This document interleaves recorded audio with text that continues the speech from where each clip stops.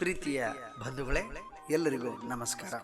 ದಿನಕ್ಕೊಂದು ಮಂಕುತಿಮ್ಮನ ಕಗ್ಗದ ಸರಣಿ ಕಾರ್ಯಕ್ರಮಕ್ಕೆ ಮತ್ತೊಮ್ಮೆ ತಮ್ಮೆಲ್ಲರನ್ನ ಆತ್ಮೀಯವಾಗಿ ನಾನು ಸ್ವಾಗತ ಬಯಸುತ್ತೇನೆ. ಇಂದಿನ ಸರಣಿ ಕಾರ್ಯಕ್ರಮ 101. ನಾನು ಕರುಣಾಕರ ಬೆಳಕೂರು, ಗಾಯನದಲ್ಲಿ ವಿದ್ವಾನ್ ಸುರೇಶ್ ರಾವ್ ಅತ್ತೂರು. ಬನ್ನಿ ಇಂದಿನ ಕಗ್ಗವನ್ನ ಕೇಳಿ ಬರೋಣ. ಜೀವ ಜಡರೂಪ ಪ್ರಪಂಚವನು ಅದು ಆವುದೋ ಆವರಿಸಿಕೊಂಡು ಒಳ ನೆರೆದು ಇಹುದಂತೆ, ಭಾವಕ್ಕೆ ಒಳಪಡದಂತೆ ಅಳತೆಗೆ ಅಳವಡದಂತೆ ಆ ವಿಶೇಷಕ್ಕೆ ಮಣಿಯೋ ಮಂಕುತಿಮ್ಮ. ಜೀವ ಜಡರೂಪ ಪ್ರಪಂಚವನ್ ಆವುದೋ ಆವರಿಸಿಕೊಂಡು ಒಳನೆರೆದು ಮಿಹುದಂತೆ.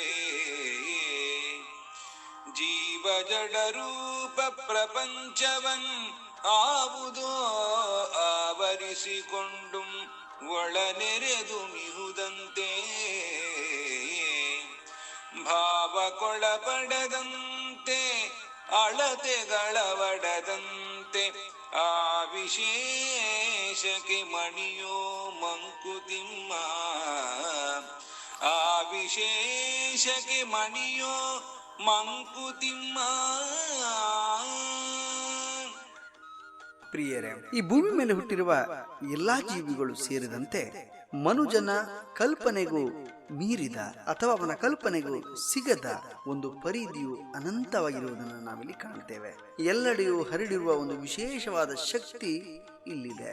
ಪ್ರಪಂಚದಲ್ಲಿ ಒಂದು ಜಡ ವಸ್ತು ಮತ್ತು ಒಂದು ಚೇತನವು ತುಂಬಿರುವಂತಹದ್ದು. ಜಡ ಅಂದರೆ ಜೀವ ಇಲ್ಲದೆ ಇರುವಂತಹದ್ದು, ಚೇತನ ಅಂದ್ರೆ ಜೀವ ಇರುವಂತಹದ್ದು. ಇವೆರಡರ ಸಮ್ಮಿಲನವೇ ಜಗತ್ತಿನ ಅಭಿವೃದ್ಧಿ ಉದ್ಧಾರದ ಮೂಲವಾಗಿರುವಂತಹ ಅಂಶವನ್ನು ನಾವಿಲ್ಲಿ ಗಮನಿಸಬಹುದಾಗಿದೆ. ಜಡ ಮತ್ತು ಜೀವಗಳ ನಡುವೆ ಬಹಳಷ್ಟು ಅನ್ಯೋನ್ಯವಾದಂತಹ ಒಂದು ಸಂಬಂಧವಿದೆ.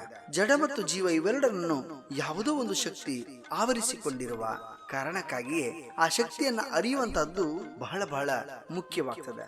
ಆದರೆ ಅದು ಅಷ್ಟು ಸುಲಭ ಸಾಧ್ಯವಾದಂತ ಕೆಲಸವಲ್ಲ. ಜೀವ ಇಲ್ಲದ ಮತ್ತು ಚೇತನವನ್ನ ತುಂಬಿರುವ ಈ ಜಗತ್ತನ್ನ ಆವರಿಸಿಕೊಂಡಿರುವ ಆ ಶಕ್ತಿಯನ್ನ ನೋಡೋ ಪ್ರಯತ್ನವನ್ನು ನಾವಿಲ್ಲಿ ಮಾಡಬೇಕಾಗ್ತದೆ. ಭಾವ ವ್ಯಾಪಕತೆಗೆ ಸಿಗದ ಆ ಶಕ್ತಿಯನ್ನ ನಾವಿಲ್ಲಿ ಕಾಣುವ, ಗೌರವಿಸುವ, ನಮಸ್ಕರಿಸುವ, ಪ್ರಾರ್ಥಿಸುವ ಮೂಲಕ ನಮ್ಮ ಬದುಕನ್ನ ಸಾರ್ಥಕವಾಗಿಸೋಣ. ಅಳತೆಗೆ ವಶವಾಗದಂತೆ ಇರುವಂತ ಯಾವುದೋ ಒಂದು ಆ ವಿಶೇಷಕ್ಕೆ ನಾವಿಲ್ಲಿ ಮಣಿಯಬೇಕು ಎನ್ನುವುದನ್ನ ಮಾನ್ಯ DVG ಅವರು ಹೇಳುವುದನ್ನ ಕಾಣಬಹುದು. ಬಂಧುಗಳೇ, ಮನೆಯಲ್ಲೇ ಇರಿ, ಆರಾಮವಾಗಿರಿ, ನಿಮ್ಮ ಆರೋಗ್ಯದ ಬಗ್ಗೆ ಬಹಳಷ್ಟು ಕಾಳಜಿಯನ್ನು ವಹಿಸಿ.